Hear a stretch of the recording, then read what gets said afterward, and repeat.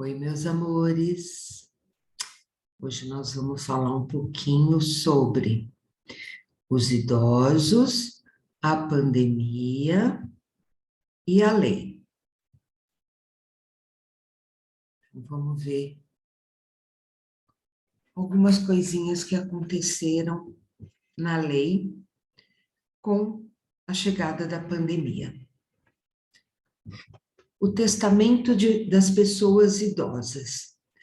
A preocupação dos tabeliães com a capacidade dos testadores no momento da lavratura dos testamentos públicos tem feito com que muitos deles solicitem, além dos documentos pessoais que qualquer pessoa que deseje fazer um testamento deve apresentar, eles também estão exigindo um atestado médico, embora sem nenhum respaldo legal.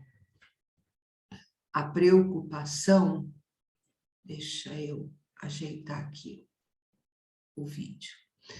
A preocupação, ai caramba, peraí. A preocupação do tabelião deve ser a de se certificar de que tomou todos os cuidados para que a vontade expressada pelo testador seja consciente e com total discernimento quanto às disposições testamentárias, pretendendo evitar contra si sejam lançadas acusações por interpretações questionáveis posteriormente pelos herdeiros e não somente quando desconfiam da capacidade mental do testador. O que significa isso? Quando uma pessoa comparece a um tabelião para fazer um testamento, ela tem que levar seus documentos pessoais exigidos por lei e, por cautela, os tabeliães estão exigindo também um atestado de capacidade mental, porque depois do falecimento, alguns herdeiros que não ficaram satisfeitos com o testamento, eles vão questionar a capacidade civil do testador. Olha aqui, não são raras as vezes em que, após o falecimento do testador que lavrou o testamento com idade avançada ou acometido de doença grave e tendo desagradado algum ou alguns de seus sucessores, tenha a sua capacidade questionada.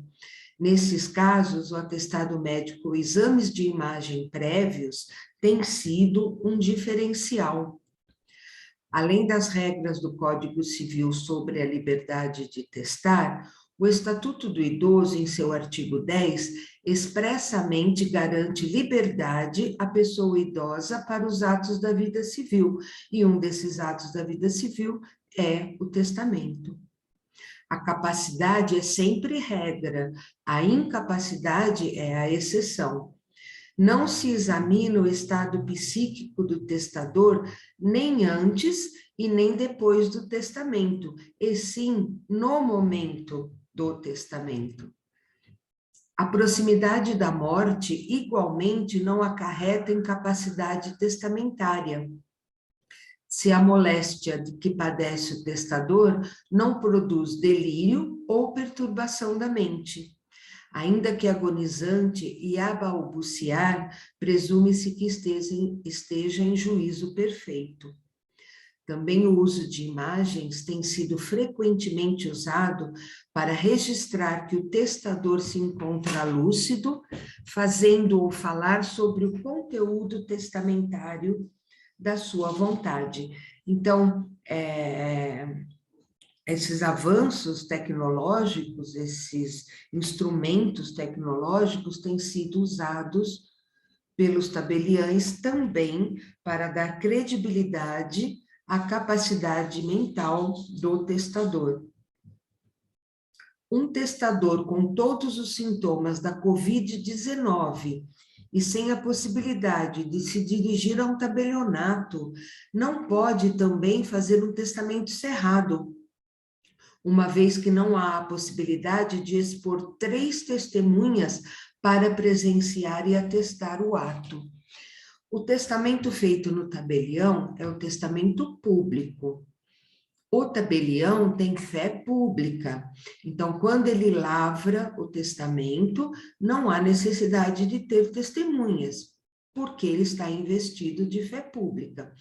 Quando a pessoa, o testador, faz um testamento cerrado, ou seja, não faz perante um tabelião, faz na sua casa, faz em algum outro local, a lei exige que seja presenciado por 3 testemunhas que vão assinar junto com o testador, presenciar o ato e atestar o ato.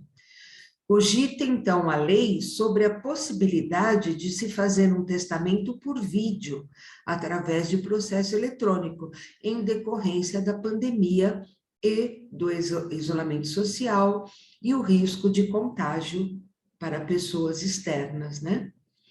O artigo 1879 do Código Civil prevê o testamento de emergência em casos excepcionalíssimos, como, por exemplo, a pandemia que estamos atravessando, quando o infectado precisa se manter em isolamento.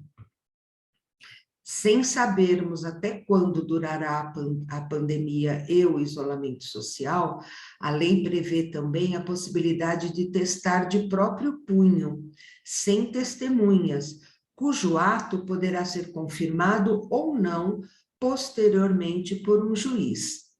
Declara o testador que está isolado por força da pandemia e que há risco efetivo de morte.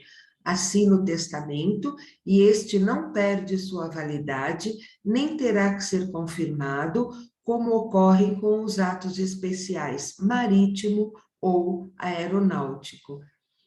O que é atos especiais marítimos ou aeronáuticos? O comandante de uma aeronave e o capitão de um navio, eles são revestidos de poder de juiz. Então, quando a aeronave sai do solo, ele é revestido com o poder de juiz, e se lá nas alturas, lá no céu, alguém desejar casar ou fazer um testamento, ou alguma declaração, pode ser feita diante do comandante do avião, da aeronave, ele tem poder de juiz, esse ato tem validade civil, porém, quando a aeronave chegar em solo, esse ato tem que ser confirmado perante o judiciário.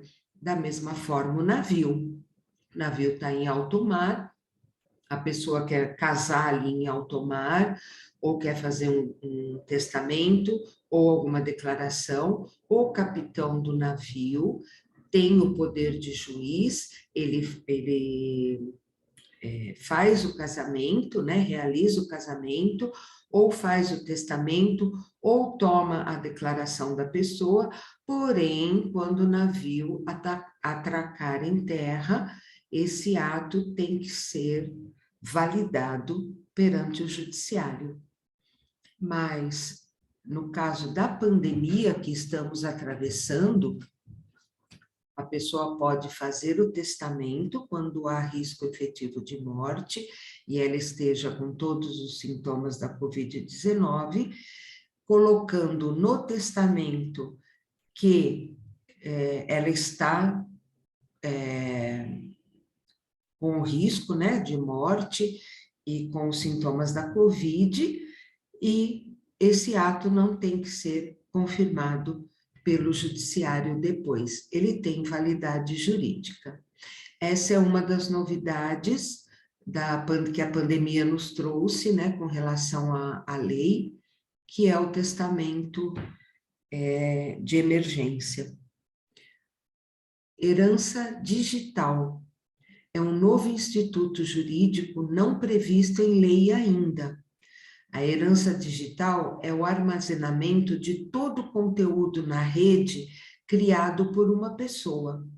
Esse conteúdo será transmitido aos herdeiros, seja por testamento ou inventário.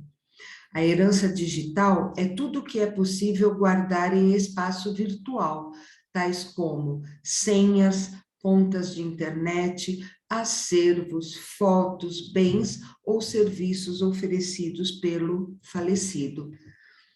Os bens digitais são considerados bem móveis e podem afetar a partilha da herança se considerado seu potencial econômico. Arquivos armazenados, tais como músicas e livros, propriedade intelectual, sites ou contas que podem servir como fonte de renda após o falecimento do titular, são alguns exemplos de patrimônio. Em 27 de agosto, agora, de 2021, houve um julgamento na Alemanha chamado A Garota de Berlim, uma adolescente morta em trágico acidente no metrô da capital.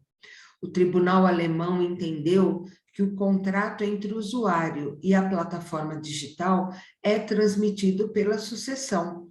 Somente não se transmite quando há declaração expressa do usuário em contrário. Declarou nula a cláusula contratual de não transmissibilidade da conta, uma vez que, ocorrendo o falecimento do usuário, a empresa gestora da plataforma teria a posse e propriedade de todo o acervo daquele falecido. Diante desse julgamento, as plataformas alemãs foram obrigadas pela justiça a colocar em seus contratos de uso de rede social a figura do contato herdeiro, pessoa escolhida pelo usuário para dar continuidade ou não ao destino de sua conta. Então, lá na Alemanha, uma moça caiu na plataforma do metrô, os pais quiseram olhar as redes sociais dela, as contas dela nas redes sociais, para ver se havia algum vestígio de suicídio. E o dono da rede social não permitiu, porque quando a gente ingressa numa rede social, a gente assina um contrato de que, caso de falecimento, todo o acervo e todo o conteúdo daquela rede social é de propriedade do dono da rede. Mas a justiça alemã entendeu que não, que é considerado bem móvel, que é considerado herança e pode ser transmitido aos seus sucessores. Então, derrubou essa cláusula contratual e a família da moça ficou com a sua conta nas redes sociais. Já aqui em São Paulo, no Tribunal de Justiça, houve uma decisão em contrária a essa da Alemanha. A nossa corte ratificou a apropriação do acervo digital para o Facebook. Ratificou quer dizer, confirmou que o acervo digital é do Facebook, da conta da usuária, não autorizando a herança aos seus sucessores. Após o falecimento da filha, a mãe, dispondo da senha do seu perfil, passou a usá-lo com novas publicações e contato e conversações com a lista de contatos da falecida. Diante dessa decisão judicial, o Facebook encerrou a conta da usuária falecida, ou seja, o Tribunal de Justiça daqui de São Paulo não autorizou a conta digital dessa falecida como sucessão em herança. Todo o acervo, fotos, livros, publicações, enfim, tudo que existia na conta dessa falecida, né, da filha desses pais, ficou para o Facebook. Separação obrigatória de bens, desrespeito ao idoso. O artigo 1641, inciso 2 do Código Civil, impõe a obrigatoriedade do regime de separação total de bens no casamento de pessoas igual ou maiores de 70 anos. Essa norma não leva em conta a vontade do idoso, os princípios da dignidade humana e da igualdade. Entende o Estado que a suspeita pelo interesse econômico é que leva uma pessoa a se casar com um idoso, quase uma presunção de má-fé, impedindo que pessoas adultas e capazes escolham seu próprio regime de casamento. A idade cronológica não deve ser um parâmetro único para definir quem é idoso ou não. Certo que também há casamentos por interesse patrimonial em todas as faixas etárias, não só de idoso, né? Pesquisas revelam que 75% dos idosos contribuem com pelo menos metade do orçamento das famílias. Se somos tão produtivos e desfrutamos de ótima qualidade de vida em comparação ao passado, por que não seremos capazes de escolher com quem dividir não só o afeto, mas também o patrimônio? A legislação protege as pessoas que não possuem capacidade para a tomada de decisões da vida civil, com instrumentos legais através da interdição e curatela. Associar a velhice à debilidade intelectual é equivocada. Ninguém se torna incapaz exclusivamente pela idade avançada. Tem muitas pessoas jovens que são incapazes. Deslumbramentos e paixões descontroladas podem atingir qualquer um, independentemente da idade. A senilidade não pode ser presumida, sem admitir prova em contrário. Envelhecer é uma dádiva e cabe a nós definir nosso percurso. Hoje temos mais tempo para realizarmos nossos sonhos e usufruir do que plantamos pelo caminho, mas sempre com autonomia. União estável. Até bem pouco tempo, a lei somente reconhecia o casamento como entidade familiar. Hoje, há o reconhecimento de entidade familiar na união estável, e isso trouxe um grande avanço às relações informais e concedeu a elas os mesmos direitos e deveres do casamento. Porém, para se caracterizar como união estável, a relação tem que ser pública, cotidiana e com aspecto de família. Não basta somente morar junto ou manter relações sexuais periódicas, isso é namoro formal. A união estável não necessita ser formalizada, basta que preencha os requisitos acima e ela será reconhecida. Então, não é necessário que as duas pessoas, os companheiros, vão até o tabelião e lavrem um contrato de união estável para que ele tenha validade. Ele pode ser reconhecido mesmo sem esse contrato registrado em cartório. Basta que preencha esses requisitos, que é uma relação pública cotidiana e com aspecto de família. Em decorrência da pandemia e muitos falecimentos, há vários casos no judiciário de reconhecimento de união estável pós-mortem, ou seja, um dos companheiros faleceu por causa da Covid-19 sem conseguir ir ao cartório formalizar sua união. Por fim, na união estável não há impedimento quanto ao regime de bens e prevalecerá sempre o regime atual, qual seja a comunhão parcial de bens.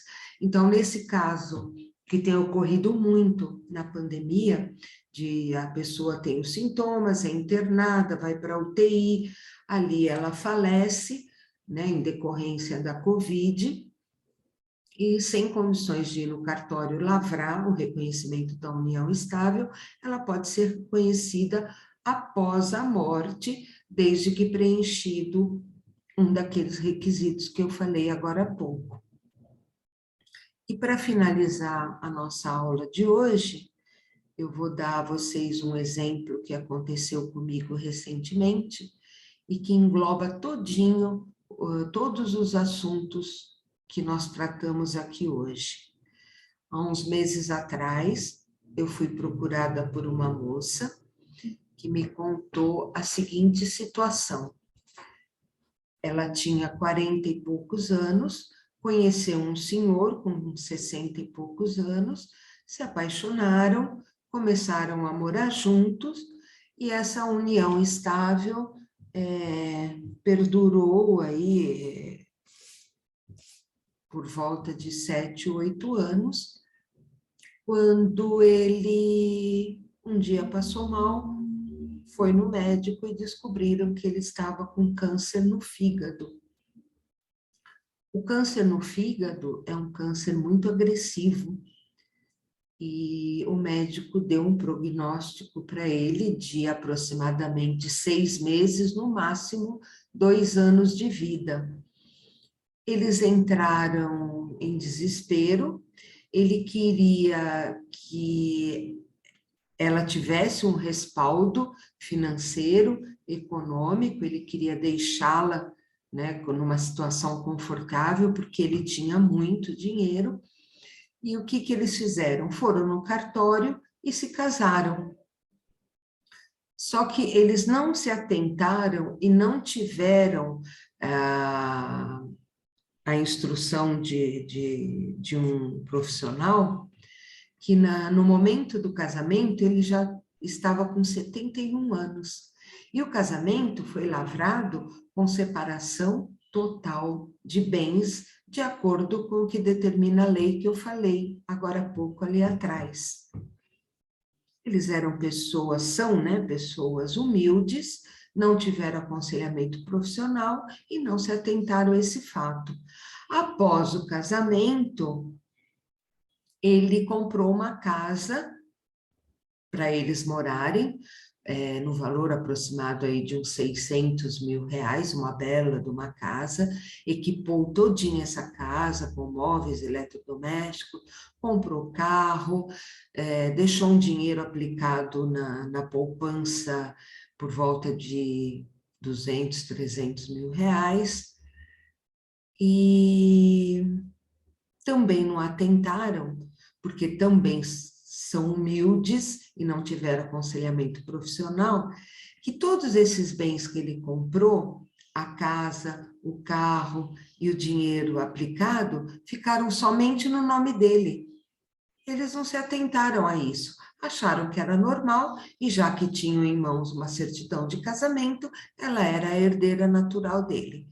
Enfim, perto do falecimento, no leito já do hospital, ele quase já na finalização da vida, né, já quase em morte, decidiu fazer um testamento para deixar bem mais definido a vontade dele de que todos os bens que eles adquiriram nesse período ficassem com ela, uma vez que ele já tinha um casamento anterior, ele era divorciado, e desse casamento ele possuía um filho.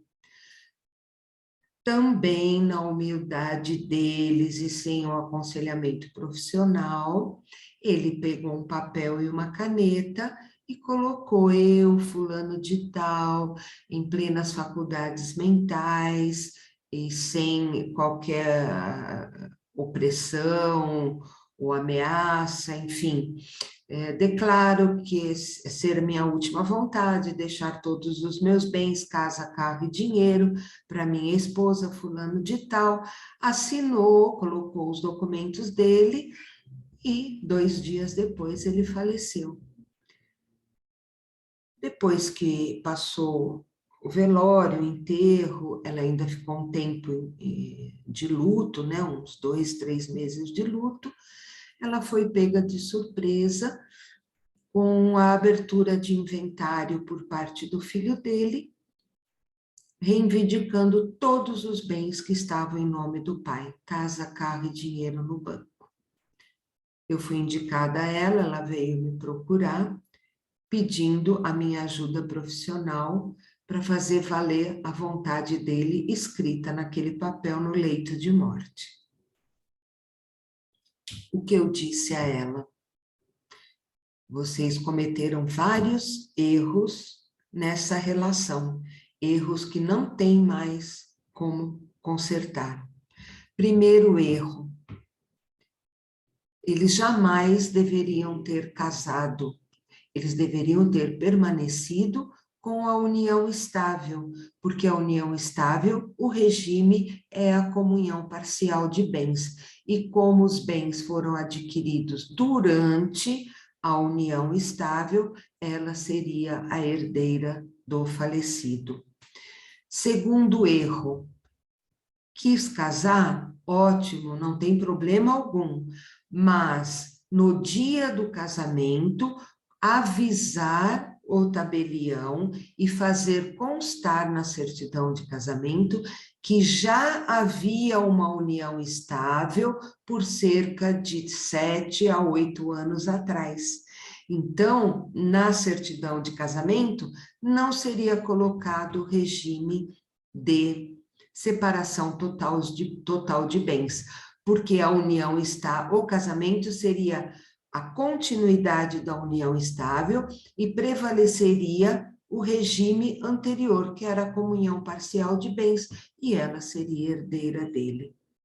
Terceiro erro, ele quis fazer um testamento, ele estava no leito de morte, ela deveria ter chamado um tabelião, o tabelião iria se dirigir ao hospital, lá no leito de morte do marido dela, e lá ele lavraria um testamento público com todas as formalidades que a lei exige e com validade legal. Aí ela teria direito aos bens. Nesse caso, infelizmente, eu não pude ajudá-la, ela perdeu todos os bens, saiu desse casamento só com a roupa do corpo e o filho dele ficou com tudo. Meus queridos, esse era o recadinho que eu queria dar a vocês hoje. Continuo morrendo de saudade e tô sabendo que muito em breve nós vamos nos ver pessoalmente. Beijo, fiquem bem.